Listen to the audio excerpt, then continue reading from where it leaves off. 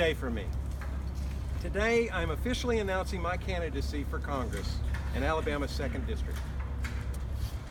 For almost all of my entire life, I have called South Alabama and the Wiregrass home.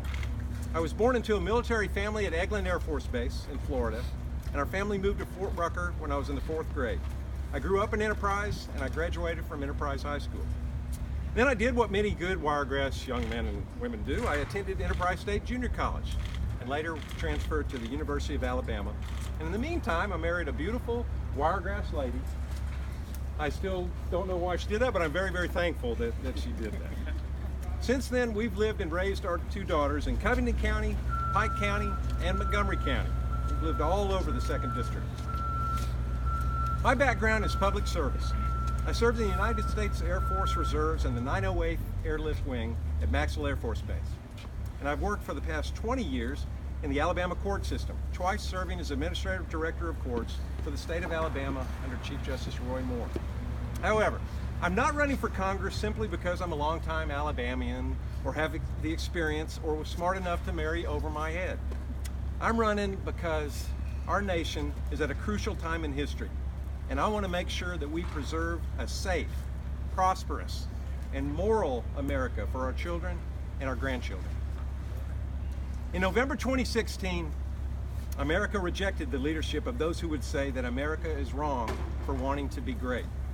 Barack Obama and Hillary Clinton told us that America needs to apologize for our success. They told us the way to keep peace in the world is to weaken ourselves so that we don't make anyone else feel threatened. And they told us that our Judeo-Christian values are not any better than anyone else's beliefs. We elected President Donald Trump because we are proud of America. We believe in our values, and we believe that a strong America is not a threat to a safer and more prosperous world. In fact, a strong America is the key to a safer and more prosperous world.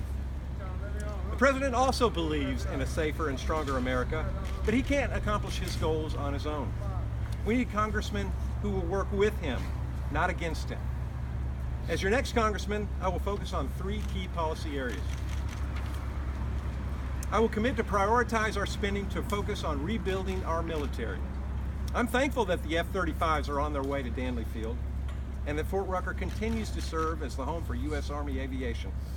But we need to make sure that our pilots have the time and the resources to train.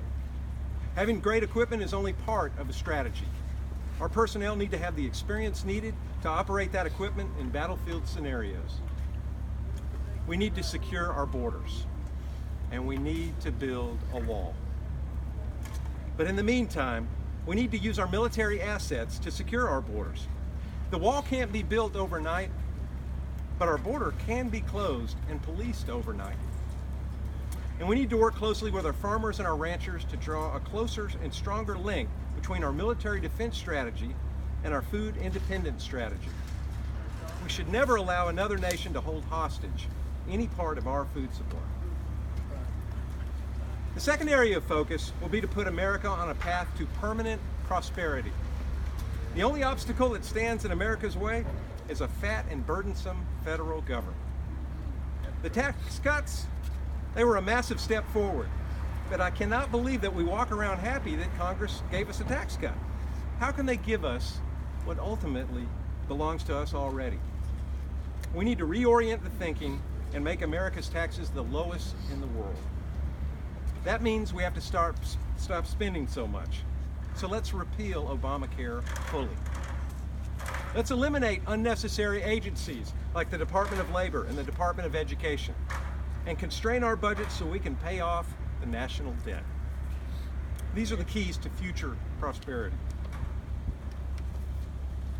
Finally, I will focus my energy on reminding America what made us great, our Judeo-Christian values. I walked with Chief Justice Roy Moore twice when he was attacked for standing for our values, and I've paid the price. I was his campaign manager in this last campaign, and all of us who were involved paid a price as we watched the liberal elite in America pull off the biggest political assassination of our time. But the reason why he was hated is because he believed strongly that we will never be great as a nation if we do not acknowledge the God of our founding fathers and is truth. If we don't get this right, America will cease to exist. As we have forgotten our Creator, millions of children have been aborted, our families are being ripped apart, and our children are growing up confused. There's a sense that all for which America has stood may not matter anymore. It does matter. America matters. And just like the greatest generation was known for saving our country in the battles of World War II, I want to be part of the generation that saved our country from those who would tear down our values. I will work hard on this campaign, and I will trust that God blesses our efforts. I ask for your prayers. I ask for your support. My website is richhobson.org. I invite you to visit often. Thank you. God bless you. And may God continue to bless the state of Alabama and the United States of America. Amen.